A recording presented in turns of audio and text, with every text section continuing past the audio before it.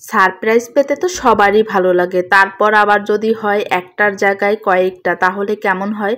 Hello সবাইকে নমস্কার, কেমন আছো সবাই? আশা করি ভালো আছো, আমরাও সবাই ভালো আছি। নতুন ভিডিওতে সবাইকে স্বাগত জানিয়ে আজকের ভিডিওটি শুরু করেছি।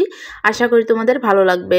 দুপুরে রান্নাবান্না থেকেই ভিডিওটি শুরু করেছি। আজকে ভিডিও নেওয়ার তেমন কোনো মন ছিল না, তারপরে ভেবেছিলাম ছোট্ট ছোট্ট কিছু ক্লিপ নিয়ে নিই আর কি। তেলাপিয়া মাছ রান্না করব। প্রথমে ভেবেছিলাম হলো শুধু মাছ রান্না করব, পরে ভাবলাম মাছের ভিতরে একটু বড়ি দিই।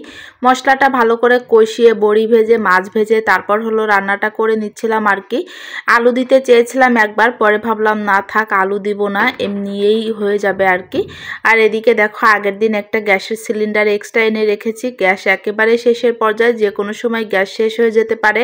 গ্যাস শেষ হওয়ার কিন্তু আগেই বোঝা যায়, কারণ লাল কালি উঠতে শুরু করে। কালি পড়ে না কিন্তু একটা লাল আলো চলে আসে, এজন্যই এখন বুঝি। তারপরও অনেক সময় আছে বোঝা যায় না। আর যেহেতু আমার ডবল সিলিন্ডার নাই, সেহেতু কিন্তু একটা গ্যাস দু এক সময় আছে ভাইকে ফোন দিয়ে আনিয়ে রাখি, সেক্ষেত্রে আমার একটু ভালো হয়।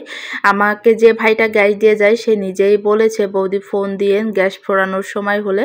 তা যাই হোক, সে গ্যাসটা দিয়ে গেছে, ভালো হয়েছে। আর এদিকে হলো তোমাদের দাদা ভাই দেখো সারপ্রাইজ নিয়ে চলে এসেছে।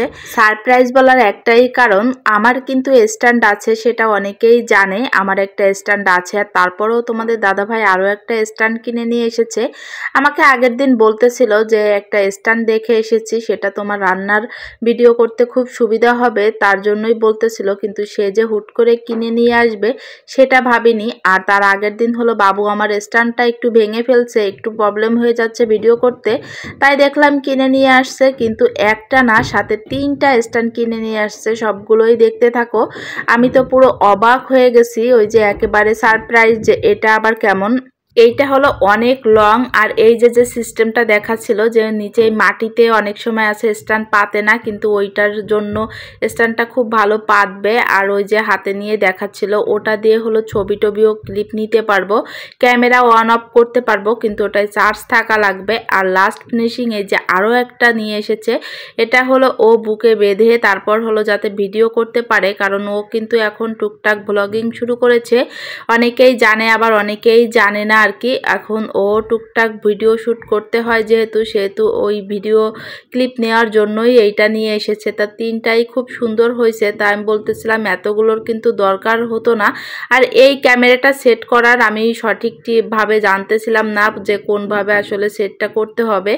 তা এইভাবেই নাকি করতে হবে, ও এটা জানালো। আর তোমরা যদি কেউ এটা জেনে থাকো অবশ্যই জানিও, বুকে বাঁধা এইভাবে কিভাবে মানে সেট করতে হয় আর কি ক্যামেরাটা, অবশ্যই তোমাদের জানা থাকলে জানিও। আর এই যে মূলত যে স্ট্যান্ডটা আমার রান্নার জন্য এনেছে, এটার দাম কিন্তু খুব বেশি না, মানে ওই 800-900 টাকার মতন, বেশি না আবার অনেকই, মানে কোয়ালিটি অনেক ভালো আমার কাছে মনে হয়েছে আগের স্ট্যান্ড থেকে। আর রান্নার ভিডিও শ্যুট করার জন্য এটা আসলেই মনে হয় পারফেক্টই হয়েছে, কারণ একেবারে অল্প জায়গায় লাগে ভিডিওটা যে কোনো জায়গায় স্ট্যান্ডটা রেখে ক্যামেরাটা শ্যুট করা যায়। উঁচু না তেমন, কিন্তু অনেক সংক্ষেপে হলো রাখা যায় অল্প জায়গায়। খুবই ভালো লেগেছে স্ট্যান্ডটা আমার কাছে। আর আজকে রান্না করেছিলাম এই যে লাউ ভাজি আর মাছের তরকারি, এই দুটো জিনিসই রান্না করেছিলাম। ভিডিওটি তোমাদের কাছে কেমন লেগেছে অবশ্যই জানিও। আর তোমরা স্ট্যান্ড ব্যবহার করলে এখানের কোনো স্ট্যান্ড ব্যবহার করো কিনা অবশ্যই সেটাও জানিয়ে যাও। আজকের মতন বাই বাই, টাটা সবাইকে। পুরো ভিডিও দেখার জন্য ধন্যবাদ।